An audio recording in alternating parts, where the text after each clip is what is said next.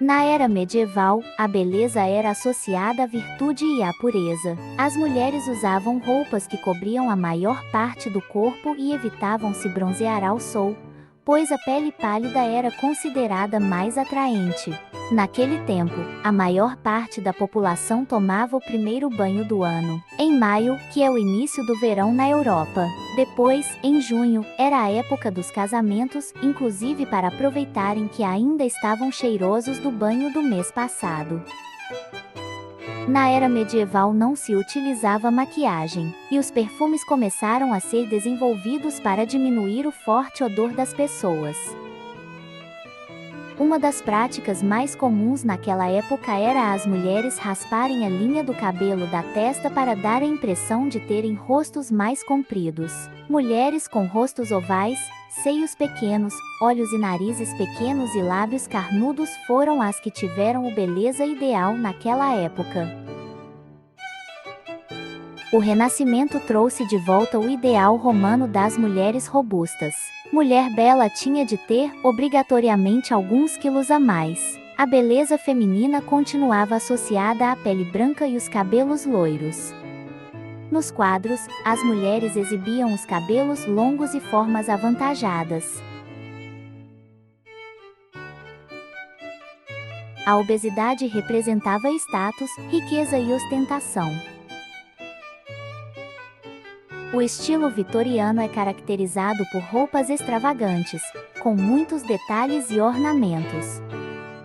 As mulheres usavam vestidos longos e volumosos, com saias amplas e corpetes justos. O uso de maquiagens era mal visto na sociedade da época e considerado cafona. Os vitorianos eram grandes fãs de modificações corporais. Isso inclui desde tatuagens que inclusive o rei Eduardo VII possuía, até a chamada cintura de Vespa, que era conquistada pelas mulheres por meio de espartilhos extremamente apertados. Na década de 20 foi uma época onde as formas femininas foram pouco exaltadas.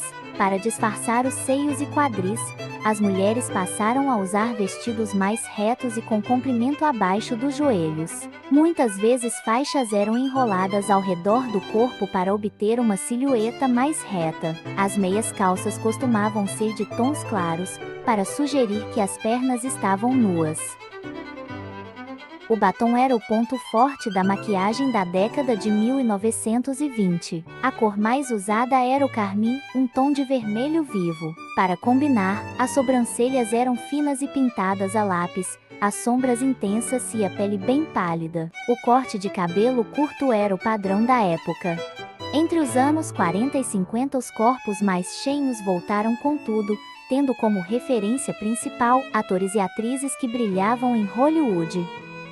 Quadris largos, seios fartos, muitas vezes conquistados com enchimentos, e coxas grossas caracterizavam essas mulheres, que foram símbolos de uma das épocas mais icônicas do cinema mundial.